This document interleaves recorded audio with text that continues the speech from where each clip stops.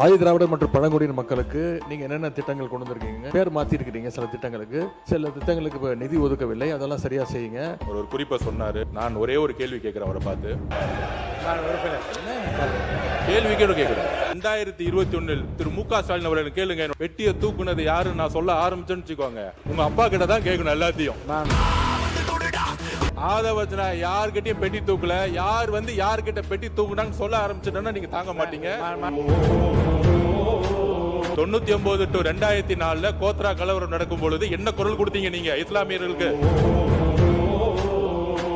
எல்லா இஸ்லாமியர்கள் இறக்கப்பட்டாங்க, அதனால நாங்க அமைச்சரவையில இருந்து ரிசைன் பண்றோம், எங்களுக்கு பதவி முக்கியம் இல்ல, இஸ்லாமியர்களோட உயிர் தான் முக்கியம் அப்படின்னு பதவியில இருந்து விலகி இருக்கலாமே. 99 2004 வரைக்கும் பிஜேபியோட ஆட்சி 5 வருஷம் முழு முதலா கொண்டு வந்து திமுக. இந்த பாவமும் இந்த வரலாற்றையும் எப்பயும் மறைக்க முடியாது. இந்த எந்த ஃபண்டும் தலித் மக்களுக்கு போய் சேரல. இது வந்து நாங்க சொல்லல, சிஏஜியோட ரிப்போர்ட் சொல்லுது. அந்த தொகை செலவு செய்யாமல் விட்டு விட்டோம் என்றெல்லாம் உங்களுடைய அரசாங்கம் போது நீங்க வந்து 3 மாசம் ஆயிருக்கீங்க. நாளைக்கு உங்களுக்கு ஓராண்டு காலம் இருந்தால் அவங்களுடைய அரசாங்கத்தை பற்றி 5 ஆண்டுகளுக்கு தான் மக்கள் வாக்களித்து 5 ஆண்டுகள் இந்த ஆட்சி இருக்கும். இந்த சவுண்ட் எல்லாம் விட வேண்டாம். இந்த துறையை பிற்பட்டோர் நலத்துறை என்று ஒன்றை உருவாக்கியதே கலைஞர் அவர்கள் தான். எனவே நீங்கள் நினைப்பதை போல அந்த காலத்தில் இப்படி சொன்னார்கள், இந்த காலத்தில் இப்படி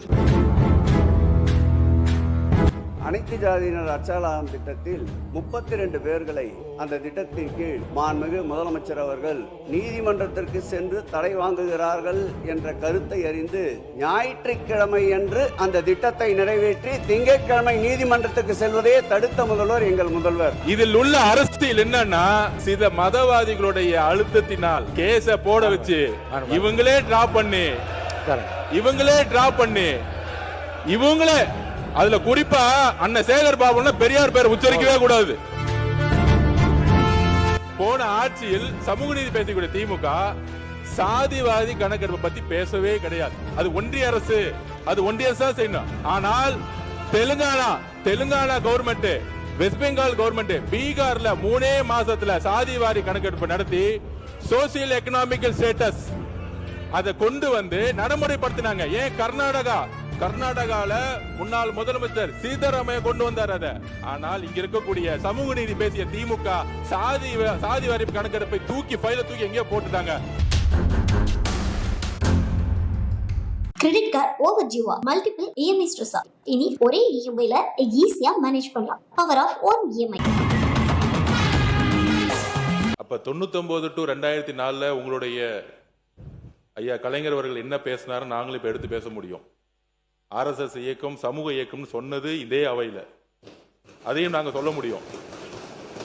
அதனால மானிய கோரிக்கைகள் விவாதம்ங்கிறது நான் திருப்பி பதிவு பண்றேன். இதோட 4 முறை அரசை குறை சொல்லி பேசிக்கிட்டு இருக்காரு. நாங்க அமைதியா கேட்டுட்டு இருக்கோம். யாருடைய பேச்சிலையும் நாங்க வந்து குறுக்கிட வேண்டிய அவசியம் இல்லை.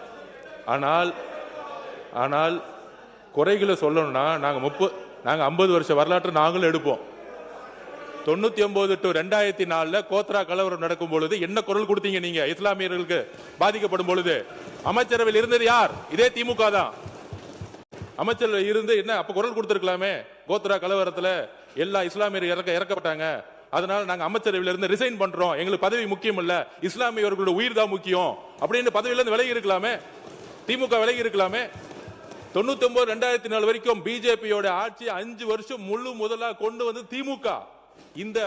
இந்த பாவமும் இந்த வரலாற்றையும் எப்பயும் மறைக்க முடியாது. அதனால குறைகள் சொல்லாதீங்க. நாங்களும் வரலாறு, எங்களுக்கு வரலாறு தெரியும். அப்ப நம்மளுடைய தலித் சகோதரர்கள் பத்தி சொல்லும்போது சொல்றாரு, போன கவர்மெண்ட்ல Tamil Nadu recorded at 67% rise in atrocities against Dalit between 2019 to 2023. The highest increase in the country according to the report by the National Campaign and Dalit Human Rights Commission. இது வந்து நாங்க சொல்லல, NCDHR சொல்றாங்க. இந்த தமிழ்நாட்டிலே அதிகமான தலித் மக்களுக்கு எதிரான கிரைம் நடந்தது உங்களுடைய ஆட்சியிலிருந்து இங்க டேட்டா சொல்லுது. இதை நாங்க இங்க பதிவு பண்றோம். அதனால குறைகள் சொல்லாதீங்க. அப்புறம் தலித் மக்களுக்கான ஒதுக்கிய நிதி, திமுக ஆட்சியில் நிதி பயன்பாட்டு குறைபாடுகள், CAG ஆடிட் அண்ட் டேட்டாவில், அதாவது CAG உடைய கவர்மெண்ட் உடைய டேட்டா, அதோட ஆடிட் ரிப்போர்ட் ஆதிர திராவிட வெல்ஃபேர் தொடர்பான பல கல்வி மற்றும் ஸ்காலர்ஷிப் எட்ஸில் தொடர்ச்சியான சேவிங்ஸ் இருந்தால் குறிப்பிடப்பட்டுள்ளது. 2021-22 மட்டும் SC ST girls literacy institute 6.67 கோடி saving. Abroad scholarship for SC ST students 5.31 crore savings. Higher education special scholarship ரூபாய் 5.58 கோடி சேவிங்ஸ். அப்புறம் SC ST students educational assistance ரூபாய் 7.24 கோடி சேவிங்ஸ் போன்ற தொகைகள் பதிவு செய்யப்பட்டன. இதன் மூலம் ஒதுக்கப்பட்ட நிதி முழுமையாக பயனாளிகளிடம் சென்றவில்லை. அதாவது நிதியை ஒதுக்கிட்டு இந்த எந்த ஃபண்டும் தலித் மக்களுக்கு போய் சேரல. இது வந்து நாங்க சொல்லல, இதோடைய CJOD அதாவது CAG ரிப்போர்ட் சொல்லுது. அதனால உங்களுடைய பாலிசியை பத்தி சொல்லுங்க. அரசுடைய 100 நாள் தான் நாங்க வந்திருக்கோம். ஒரு வாரம் சொன்னாரு, சமூக நீதித்துறைன்னு மாத்திட்டாங்க, சாதியை குறிப்பிட்டா வந்து போயிடுமா. இந்த அரசு சாதிங்கிற வார்த்தையை ஒழிக்கணும்னு நாங்க நினைக்கிறோம். அதனாலதான் பெயரை மாத்தணும், வேற எதுவும் கிடையாது. நீங்க காலனின்னு ஒழிச்சிங்க, காலனி ஒழிஞ்சிருச்சா?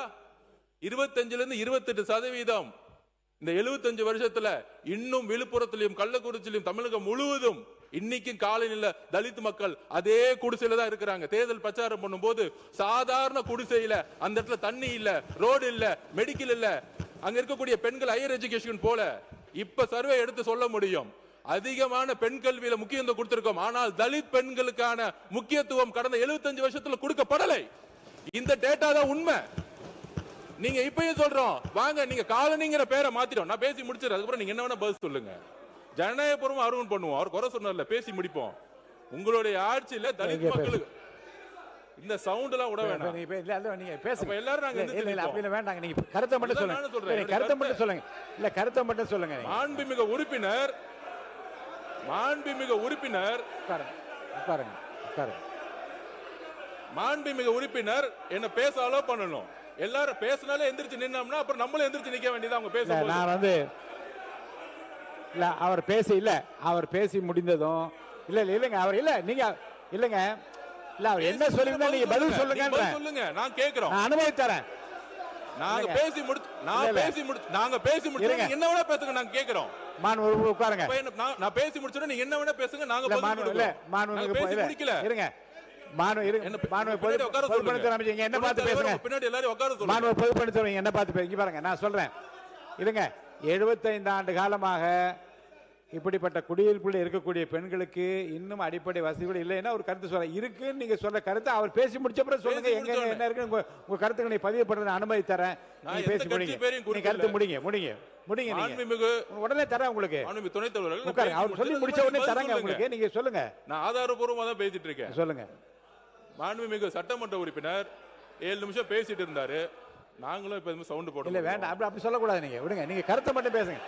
நீங்க இல்லைங்க இல்ல நாங்கள் இல்லைங்க உட்காருங்க. இல்ல மாண்பு பொதுப்பணித்துறை அமைச்சர் அவர்கள், நீங்க உங்க கருத்துக்கள் சொல்லிக்கொண்டே வந்து கருத்தை சொல்லி முடிங்க. நீங்க இல்ல நான் பேசும்போது ஏன் சவுண்ட் கொடுக்குறீங்க? இல்ல அது வேண்டாம், நீங்க விடுங்க. நீங்க என்ன பார்த்து சொல்லுங்க. நீங்க பதில் நீங்க பேசுங்க, தொடர்ந்து பேசுங்க. நீங்க பேசுங்க. நாங்க யாரையும் மிரட்டல, எங்களை மிரட்டினாலும் நாங்க பயப்படுற ஆள் கிடையாது. நாங்க சொல்ல வரோம். நீங்க பேசி முடிங்க. எதிர்கட்சிகள் நீங்க பேசி முடிங்க. மாண்புமிகு பேரவைத் தலைவர்களே, எதிர்கட்சிகள் சொல்லக்கூடிய குற்றச்சாட்டுகள் நாங்கள் பதில் சொல்லக்கூடிய சொல்லுங்க. அவங்களுடைய கோரிக்கைகள், திட்டங்கள், பாலிசி பத்தி பேசினா அதுக்கு நாங்க வந்து எந்திரிச்சு பதில் சொல்லவும் செய்யறோம். அப்ப குற்றச்சாட்டு சொல்றாங்க, ஒரு 100 நாள் இருக்கக்கூடிய கவர்மெண்ட் பார்த்து சொல்றாங்க சமூக நீதி துறைன்னு பேர் வச்சிருக்காங்க, சாதிங்கிற பேரை எடுத்துட்டா உங்களுக்கு வந்து இந்த அரசு மாறிடுமா, பேரளவுக்கு வச்சிருக்காங்க. அப்ப காலனின்னு பேரை மாத்தினீங்க, உங்களுடைய உள்நோக்கம் என்ன? காலனிங்கிற ஒரு வார்த்தை சொல்லக்கூடாது, தலித் மக்களுக்கு அவமதிப்பா இருக்குங்கிறது உங்களுடைய உள்நோக்கத்தை நாங்க எந்த விதமான ஒரு இன்னொரு அர்த்தத்தை கற்பிக்கல. ஆனால் அந்த காலனின்னு பேர் மாத்தினால தலித் சகோதரர்கள் இருக்கக்கூடிய ஏன் சென்னையிலே 40% ஸ்லம்ஸ் தான் இருக்கு. சென்னையில இருக்கு. நான் கூட்டிட்டு போவேன். நான் நார்த் மெட்ராஸ் ஃபுல்லா 60% ஸ்லம்ஸ் இருக்கு. தமிழ்நாடுல நார்த். இதுல என்ன தவறான தகவல்? யார் சொன்னா? இல்ல நான் பேசி முடிச்சிடுறேன், அதுக்கப்புறம் நீங்க பேசுங்க. நான் பேசி முடிக்கல. அதாவது தமிழ்நாடு முழுவதும் தலித் மக்கள்ல திருப்பியும் சொல்றேன், தலித் மக்கள் இன்றைக்கும் ஒரு காலனில இவங்க சொல்றாங்களே பேர் எடுத்துட்டாங்களே, இன்னும் ஸ்லம்ஸ்ல தான் அவங்க கிட்டத்தட்ட 100 பேர் இருந்தாங்கன்னா 60-65% தலித் மக்கள் ஸ்லம்ஸ்ல தான் இருக்கிறாங்க. தமிழ்நாடு முழுவதும் 100 பேர்னா 30% ஸ்லம்ஸ் தான் இருக்கு. வட மாவட்டங்களும் சரி, தென் மாவட்டங்களும் சரி. அது ஏன்னா நான் தேர்தல் பிரச்சாரம் 234 தொகுதிக்கு போயிருக்கேன். எங்களுக்கு தெரியும். அதனால இந்த ஒளிமறைவு இல்லாம தலித் மக்கள் வந்து பெரிய பெரிய ஒரு நல்ல வாழ்க்கையை வாழ்றாங்க. அவங்க வந்து பொருளாதார சுதந்திரம் அடைஞ்சிட்டாங்க. நாங்கள் சொல்றோம், வரலாற்றுல முதலில் 6 அமைச்சர் சொன்னாங்க, 8 அமைச்சர்களுக்கான அதிகாரத்தை கொடுத்திருக்கோம். புரட்சியாளர் அம்பேத்கருடைய குறிக்கோள் என்னன்னா, தலித் மக்களுக்கு நாங்க வந்து தண்ணி கொடுத்தோம், வீடு கொடுத்தோங்கிறது முக்கியம் இல்ல. அம்பேத்கருடைய கனவு தலித் மக்களுக்கு அதிகாரத்தை கொடுக்கப்பட வேண்டும். முதல் முறையாக வரலாற்றில் ஒரு கல்வித்துறை, அதாவது எஜுகேஷன் டிபார்ட்மெண்ட், ஹையர் எஜுகேஷன் ரெண்டுத்துக்கும் சேர்த்து அமைச்சர்களை கொடுத்திருக்கோம். மாண்பு அமைச்சர் ஒரு நீண்ட சொற்பொழிவை ஆற்றிவிட்டு அமர்ந்திருக்கிறார். சிஏஜியில ஒரு 65%, 6%, 7% ஒதுக்கப்பட்ட பணம் செலவு பண்ணாமல் இருக்கிறது என்று சிஏஜி அறிக்கையை காட்டுகிறார். எந்த அரசாங்கம் இருந்தாலும் நிதி எந்த துறையாக இருந்தாலும் கொஞ்சம் எல்லா கண்ட்ரியும் கை தட்டுறீங்கப்பா, எல்லாத்துக்கும் கை தட்டுற. அப்புறம் நீங்க கை தட்டினா அப்புறம் கை தட்டினா ஏன் கை தட்டுறேன்னு கேக்குறீங்க? நாங்களும் கை தட்டுவோம்ல. கொஞ்சம் அமைதியா இருங்க. அமைதி. எந்த துறையில் இருந்தாலும், எந்த அரசாங்கம் வந்தாலும், எந்த துறையில் இருந்தாலும் நிதி ஒதுக்குறோம். ஒரு 4000 கோடி ஒரு தொகை இந்த தொகுதிக்காக, இன்னும் திட்டங்களுக்காக நிதி ஒதுக்குற போது ஒரு சில இடங்களில் அதை நிர்வாகம் எடுக்கிற போது சில சங்கடங்கள் வரும். நீதிமன்றங்களில் தேர்ந்து தடையாணை பெறுவார்கள். அப்போது அந்த தொகை செலவு பண்ணாமல் நின்றுவிடும். மறுபடியும் அடுத்த ஆண்டு அது வரும். எனவே சிஏஜி அறிக்கையை நமக்கு ஒரு எச்சரிக்கையாக எடுத்துக்கொள்ளாமே தவிர செலவு செய்யாமல் நிறுத்திவிட்டோம், ஆதிதிராவிட மக்களுக்கு செய்யக்கூடிய பணிகளை செய்யாமல் விட்டுவிட்டோம் என்றெல்லாம் அர்த்தம் இல்லை. எல்லா அரசாங்கங்களும் எல்லா துறையிலும் அது தொடர்ந்து ஒவ்வொரு ஆண்டு வந்து கொண்டிருக்கிறது. எங்களுக்கெல்லாம் ஒரு பெருமை இருக்கிறது. மாண்பு பேரவைத் தலைவர் அவர்களே, தமிழ்நாட்டில் கலைஞர் அவர்களை பெயரை சொன்னாலே எப்போது பார்த்தாலும் இவர் பிற்படுத்தப்பட்ட தாழ்த்தப்பட்ட மக்கள் என்று பேசுவார்களே தவிர இவர் வேறொன்றும் தெரியாது என்று கலைஞரை பற்றி விமர்சனம் செய்தது உண்டு. அந்த அளவுக்கு ஆதிதிராவிட மக்களுக்கும் பிற்படுத்தப்பட்ட மக்களுக்குமாக அந்த நல்ல காரியங்களை செய்து திராவிட முன்னேற்ற கழகம் இந்த துறையை பிற்பட்டோர் நலத்துறை என்று ஒன்றை உருவாக்கியதே கலைஞர் அவர்கள் தான். எனவே நீங்கள் நினைப்பது போல அந்த காலத்தில் இப்படி சொன்னார்கள், இந்த காலத்தில் இப்படி அடுத்தது கோவி செழியன் சாரை பேச வைக்க, நீங்க பேசுங்க. எனவே அந்த தொகை செலவு செய்யாமல் விட்டு விட்டோம் என்றெல்லாம் உங்களுடைய அரசாங்கம் போது நீங்க வந்து 3 மாசம் ஆயிருக்கீங்க. நாளைக்கு உங்கள் ஓராண்டு காலம் இருந்தால் அவங்களுடைய அரசாங்கத்தை பற்றி 5 ஆண்டுகளுக்கு தான் மக்கள் வாக்களித்து 5 ஆண்டுகள் இந்த ஆட்சி இருக்கும். நீங்க நீங்க இந்த ஓராண்டு காலம் கழித்து உங்களுடைய அரசாங்கத்தை பற்றி மத்திய அரசாங்கம் நிர்ணயம் செய்வார்கள். அப்போது எந்தெந்த பணம் செலவு செய்யப்பட்டிருக்கிறது, எது செலவு செய்யப்பட்டது சொல்வார்கள். எனவே நீங்கள் எதை நாங்கள்லாம் ஆதிதிராவிட மக்களுக்கு செய்யவில்லை என்று, ஆதிதிராவிட மக்கள் கலைஞருடைய காலத்திலும் தளபதியுடைய காலத்தில் தான் மிக உன்னதமான இடத்திற்கு வந்திருக்கிறார்கள். எனவே தொடர்ந்து 8 அமைச்சர்கள் சொன்னார்கள். நம்முடைய தளபதி அவருடைய 5 அமைச்சர்கள் பெரிய துறை உயர்கல்வித்துறையை இன்றைக்கு தந்தார்கள். எனவே அந்த மக்களின் மீது அவர்களுக்கு என்ன அக்கறை இருக்கிறதோ அதை விட கூடுதலான அக்கறை திராவிட முன்னேற்ற கழகத்திற்கும் தலைவருக்கு இருக்கிறது என்பதை தெரிவித்துக் அனைத்து ஜாதியினர் அச்சாலாம் திட்டத்தில் இந்த ஆட்சி பொறுப்பேற்றவுடன் 32 பேர்களை அந்த திட்டத்தின் கீழ் மாண்புமிகு முதலமைச்சர் அவர்கள் நீதிமன்றத்திற்கு சென்று தடை வாங்குகிறார்கள் என்ற கருத்தை அறிந்து ஞாயிற்றுக்கிழமை அன்று அந்த திட்டத்தை நிறைவேற்றி திங்கட்கிழமை நீதிமன்றத்துக்கு செல்வதே தடுத்த முதல்வர் எங்கள் முதல்வர். அதன் பிறகு ஏன் வழங்கவில்லை தொடர்ந்து என்று மாண்புமிகு பொதுப்பணித்துறை அமைச்சர் கேள்வி எழுப்பினார். உடனடியாக நல்மனம் படைத்தோர் உச்சநீதிமன்றத்தை அணுகுகிறார்கள். ஆகம கமிட்டி அதற்கு தீர்ப்பு சொல்லி எந்தெந்த திருக்கோயில்கள் ஆகமத்திற்குள் வருகிறது, எந்தெந்த திருக்கோயில்கள் ஆகமத்திற்கு வெளியே இருக்கிறது என்று முடிவு தெரிந்த பிறகுதான் அந்த அனைத்து ஜாதி அர்ச்சகர் திட்டத்தின் கீழ் அர்ச்சகர் நியமிக்க வேண்டும் என்று ஒரு தீர்ப்பு வருகிறது. அது உயர்நீதிமன்றமே நேரடியாக இருவரை அந்த கமிட்டிக்கு தலைவராகவும் உறுப்பினராகவும் நியமிக்கின்றார்கள். அரசின் சார்பில் 3 பேர் நியமிக்கப்படுகிறார்கள்.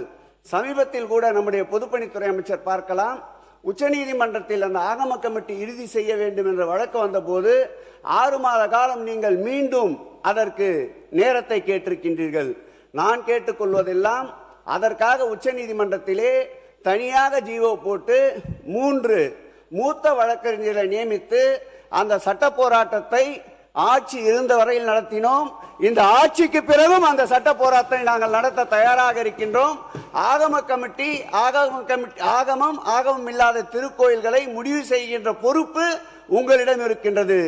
ஆகவே எங்கள் தலைவர் கலைஞர் அவர்களும் பெரியார் நெஞ்சில் தைத்து முல்லை அகற்றிய எங்கள் தளபதி அவர்களும் காட்டிய வழியில் இந்த அரசு செயல்பட்டு அனைத்து ஜாதியினம் அர்ச்சராம் திட்டத்தின் கீழ் அர்ச்சகரை நியமிக்க நீங்கள் நடவடிக்கை எடுக்க வேண்டும் என்று கேட்டுக்கொள்கிறேன்.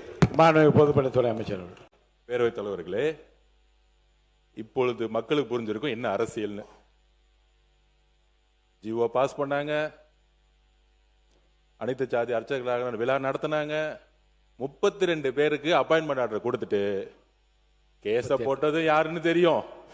5 வருஷம் கவர்மெண்ட்ல அவங்க இருந்தாங்களா, ஆனா அந்த கேஸ வெற்றி பெறவே முடியாதான். இப்ப நம்மள பார்த்து கேஸ நடத்தி இந்த திட்டத்தை செயல்படுத்துங்கன்னு சொல்றாங்க. உறுதியாக நாங்கள் கேஸில் வெற்றி பெற்று இந்த திட்டத்தை பெரியார் வழியில் செயல்படுத்துவோம். அதை நாங்க பதிவு பண்றோம். இதில் உள்ள அரசியல் என்னன்னா, சில மதவாதிகளுடைய அழுத்தத்தினால் கேஸ போட வச்சு இவங்களே டிராப் பண்ணி இவங்களே அதுல குறிப்பா அண்ணன் சேகர் பாபு பெரியார் பேர் உச்சரிக்கவே கூடாது, எங்களுக்கு தெரியும். அதனால இந்த போன ஆட்சி பெரியார் பெயரை பெயரளவுக்கு சொல்லிட்டு அனைத்து ஜாதி அர்ச்சகர் திட்டத்தை கைவிடப்பட்டுட்டாங்க. 5 வருஷம் சுப்ரீம் கோர்ட்ல ஜெயிக்கவே இல்லை இந்த கேஸ்ல. ஜஸ்ட் எல்லாமே பேப்பர்ல தான் இருக்கு, எந்த திட்டமா இருந்தாலும் பேப்பர்ல தான் இருக்கு அப்படிங்கறத நான் பதிப்பிட்டேன். அதுக்கு ஒரு மக்களுக்கு முன்னுதாரணம் இந்த திட்டம் தான். சபையின் நடவடிக்கை வேறாக போய் கொண்டிருக்கிறது. எல்லோருமே ஆதி திராவிட மக்கள் மீது பற்றும் பாசம் உள்ளவர்கள், அதில் மாற்று கருத்தில்லை. ஆனாலும் நல்லா எல்லாரும் சொல்லிட்டேன்.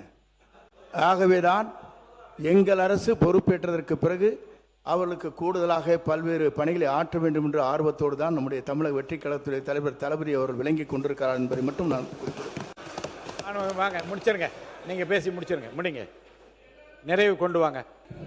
ஆதி திராவிடர் மற்றும் பழங்குடியின மக்களுக்கு நீங்க என்னென்ன திட்டங்கள் கொண்டு வந்திருக்கீங்க அறிவிப்பு அமைச்சர் சொன்னாரு. எங்களுடைய உறுப்பினர் பேசும்போது எங்களுடைய ஆட்சியில நாங்க என்னென்ன திட்டங்கள் கொண்டு வந்திருக்கிறோம், உங்களுடைய ஆட்சியில் இதெல்லாம் பேர் மாற்றிருக்கிறீங்க, சில திட்டங்களுக்கு இப்போ நிதி ஒதுக்கவில்லை, அதெல்லாம் சரியாக செய்யுங்க, ஆணவ படுகொலை நடந்திருக்கு, அதையெல்லாம் புள்ளி விவரத்தோடு அவர் சொன்னார்.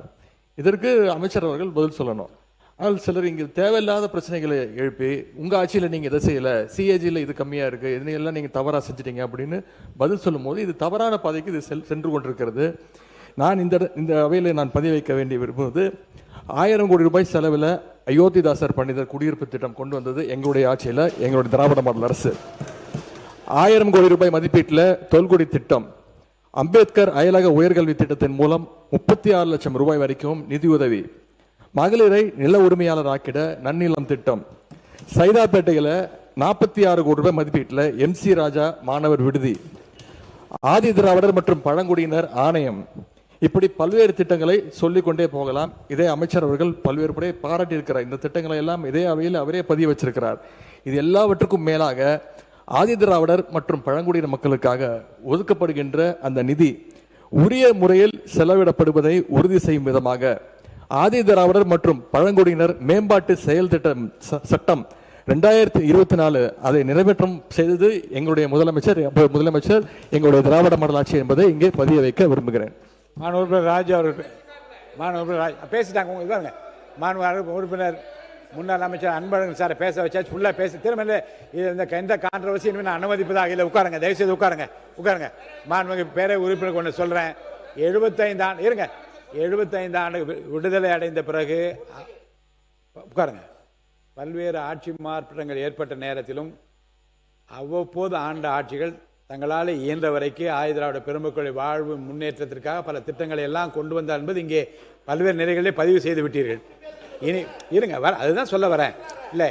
ஆனால் இப்போது வந்திருக்கிற புதிய ஆட்சியும் அதே சுவற்றை பின்பற்றி, அந்த அடிச்சுவற்றை பின்பற்றி முன்னாலே என்ன நடந்தது என்பதெல்லாம் பார்த்து ஆராய்ந்து இன்னும் அதிகமாக இதை மேம்படுத்துகிற வாய்ப்புகளை எல்லாம் உருவாக்குற திட்டங்களை எல்லாம் இங்கே அறிவித்திருக்கிறார்கள்.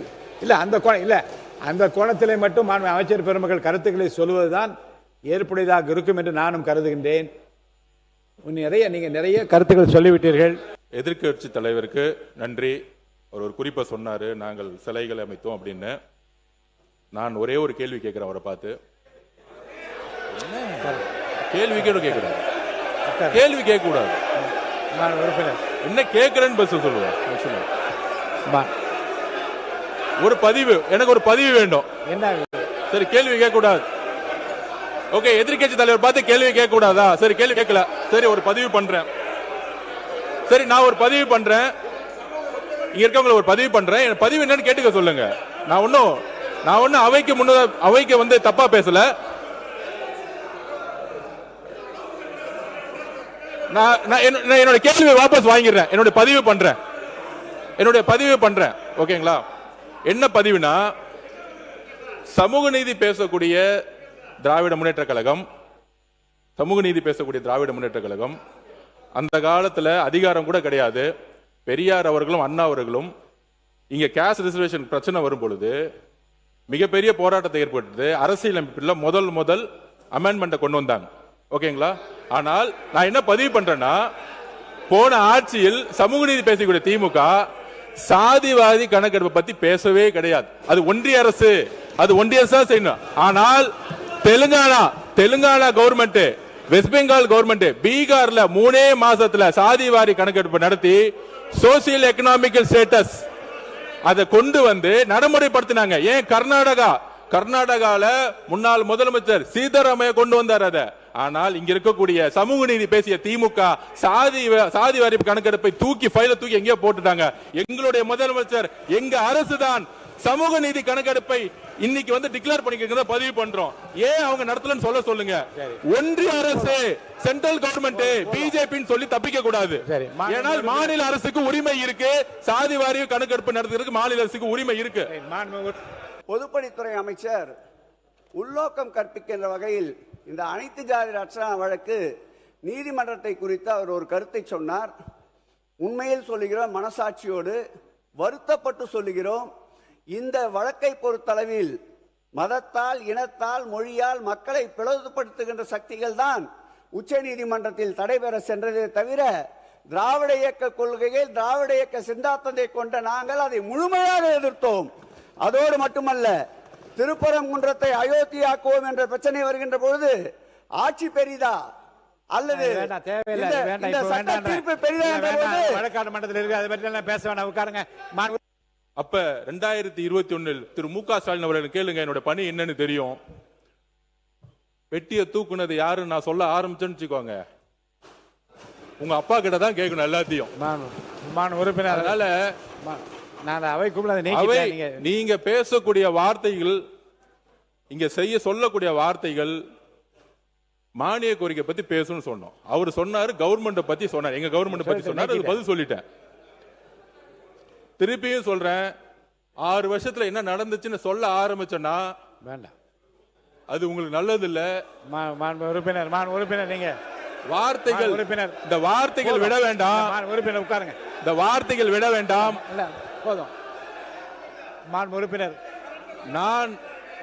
நான் பணி செஞ்சு முடிஞ்சிற வரைக்கும் அமைச்சர், நீங்க நான் பணி செஞ்சு முடிக்கிற வரைக்கும் என்னுடைய வேலையை முடிச்சுட்டு நான் அடுத்த வேலைக்கு வந்துட்டேன். அதனால ஆதவச்சனா யார்கிட்டயும் பெட்டி தூக்கல, யார் வந்து யார்கிட்ட பெட்டி தூக்குனாங்கன்னு சொல்ல ஆரம்பிச்சிட்டோம்னா நீங்க தாங்க மாட்டீங்க. அமைதியா உங்களுடைய மானிய கோரிக்கை பத்தி பேசுங்கன்னு நான் சொல்ல வரேன். உறுப்பினர் ராஜா ராஜா அவர்கள் அவையில இருக்கின்ற உறுப்பினரை பற்றி நீங்கள் குற்றச்சாட்டை சொல்லுகிற போது அவர் பதில் சொல்ல வேண்டிய கட்டாயம், அதனால வந்து விரும்பத்தகாத வார்த்தை வந்து அவையில இருக்காதவங்களை பத்தி தான் நம்ம பேசக்கூடாதுன்னு நினைக்கிறேன். இல்ல, இருக்கிறவங்களை பத்தி கூட உங்க விஷயத்துக்கெல்லாம் பேச முடியாது, அப்படிலாம் அனுமதிக்க முடியாது. அதனால தான் அவை குறிப்பில் நான் நீக்கிவிட்டேன். அவை குறிப்பில் நீக்கப்பட்ட பிறகு நீங்க அதை பற்றி பெரிதாக பதில் சொல்வதும் தேவையில்லை. ஆமா, இல்ல இல்ல அமைச்சர் கூலா இருக்கும். இப்படித்தான் நீங்களே எங்களை டென்ஷன் ஆகி கொடுத்த பிறகு நாங்க பேசுறதுக்கு தானே வந்திருக்கோம். தனிப்பட்ட குற்றச்சாட்டுலாம் தவிர்த்து விடுங்கள். இன்னொன்று, கிரெடிட் கார்டு ஓவர் ஜீவா மல்டிபிள் இஎம்ஐ ஸ்ட்ரெஸ். இனி ஒரே இஎம்ஐல ஈஸியா மேனேஜ் பண்ணலாம். Power of one EMI.